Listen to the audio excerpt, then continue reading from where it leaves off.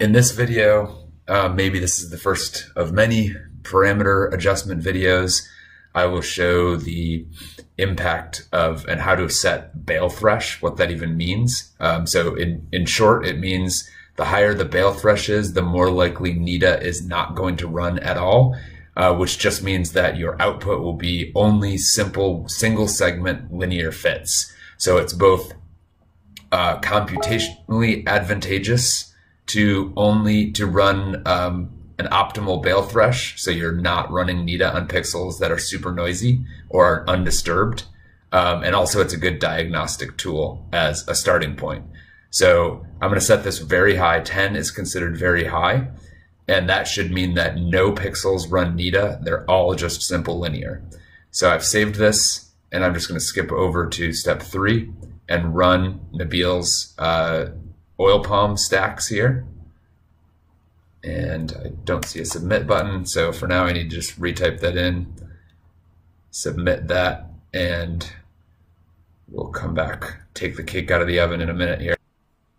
All right, we're back actually very, very quickly. Because the bail thresh was so high, the whole image ran super quick. So I'll go over to step 4 here.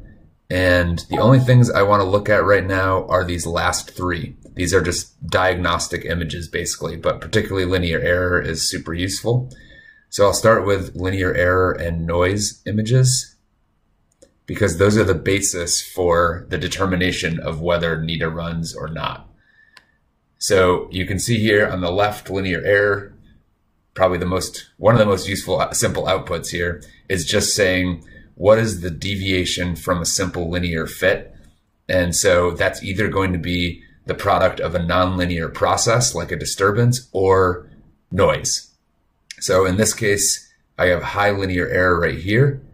And you can see this is clearly a disturbance that is not modeled well by a single segment fit. So high linear error means we should run NITA in this case. And over here, there's low linear error. And so that is adequately captured by a simple linear fit. So the noise is not bad in this image. The reason I'm saying that based on just looking at it, relatively, the signal to noise looks pretty good compared to some other data sets. So a high noise pixel looks like this versus a low noise pixel looks like that. And I know that's kind of hard to tell the difference, but it has to do with the variability in it's a finite forward difference, meaning the movement from date 1 to date 2, date 2 to date 3. So the bigger those individual date movements are, the higher the noise. So you basically do a ratio of linear error to noise, and that's the determination of this bail cutoff. So is NITA going to bail out, or is it going to run? So these high bail cuts, meaning this is a bail cut of about 3. This means if you set the bail threshold to 3, NITA is still going to run on this pixel. So this value in particular is 3.11. So NITA will still run because it really wants to not be a linear fit here. It does not make sense to model this with a single line. So if you set it to 3 though, then these guys over here with a bail cut of 1.18, they will not run NITA, which is probably fine. So that is basically well modeled, or as good as you can do with a simple line. And so we'd probably leave it at that.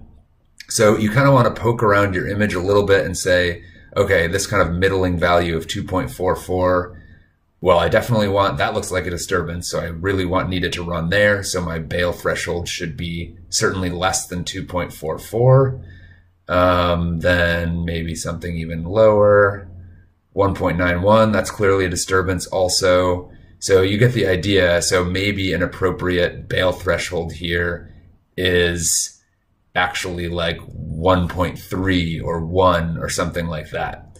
And keep in mind that just because if you set your bail threshold really low, NITA will run, and that will be more computationally expensive, but it doesn't necessarily mean you're going to get a bad fit, say here. You still could come out with a straight line, but it may just be a straight line that's composed of several segments, which is probably not a problem. But it gets riskier because you're more likely to unnecessarily fit noise.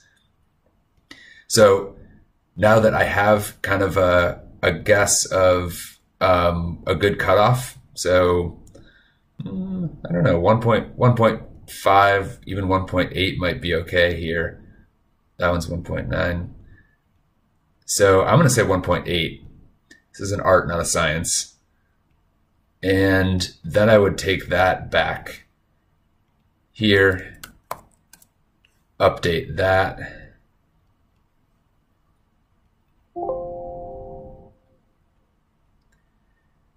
And then I could go and I could visualize a few points just to make sure that it ran okay. So this indicates that yes, NITA ran because there's multiple segments, but now I've got other parameter issues that I can deal with later on. But the key here for this video is that NITA did run. In this case, let's see if it runs in this other case. This case, it also ran where there is a disturbance, so that's probably good for now.